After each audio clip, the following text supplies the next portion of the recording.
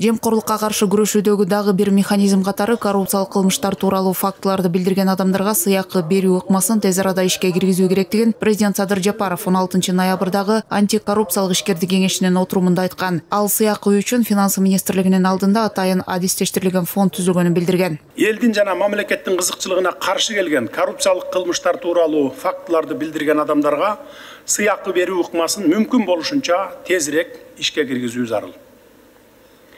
Бул усул көйгөйдү чечүү механизмдеринин бири. Коррупция менен күрөшүү жаатында иштеген коомдук уюмдардын ишин колдоо максатында Кыргыз Республикасынын финансы министрлигинин алдында атайын адистештирилген фонд түзүлдү.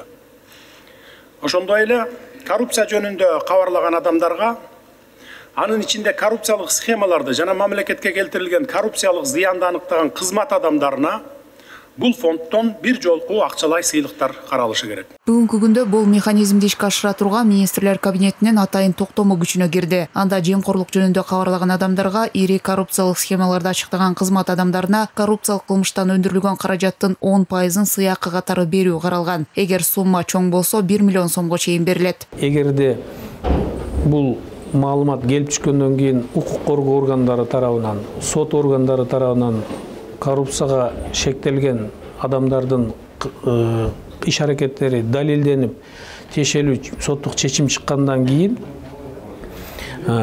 ошол маалымат так болуп чыккандыгы далилденет. Ал эле ошол учурда тиешелүү документтерди тиркөө менен, көрсөтүү менен ал тиешелүү документтердин негизинде атайын түзүлгөн комиссия карап чыгып, анан сунуш берилет. Ал сунуштун негизинде тиешелүү жанагы айтылып кетип аткан 10%га чейинки акча каражаты ошол комиссиянын чечиминен кийин төлөнүп берилет. Бул механизмдин иштөө ыкмаларын элге жеткирүү максатында бүгүн президентке караштуу коррупцияга каршы ишкерди кеңеши коомдук уюмдардын өкүлдөрү менен жолугуп, кызыктырган суроолоруна жооп берди. Анткени токтомдун аткарылышын аталган кеңеш көзөмөлгө ала алат. Эгер биздин өкүлчүлүктөргө жарандар кайрылган болсо, коррупциялык иштер боюнча биз аны ошол карап аткан органга чын эле жиберебиз. Бул АДСтин контролунда деп турупчу.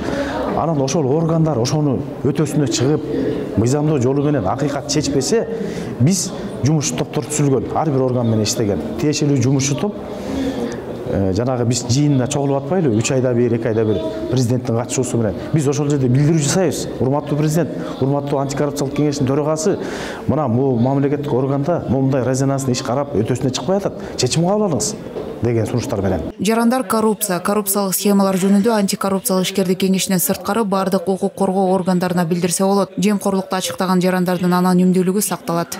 Каныкей Бозгунова, Урмат Мамбеталиев, 5 канал.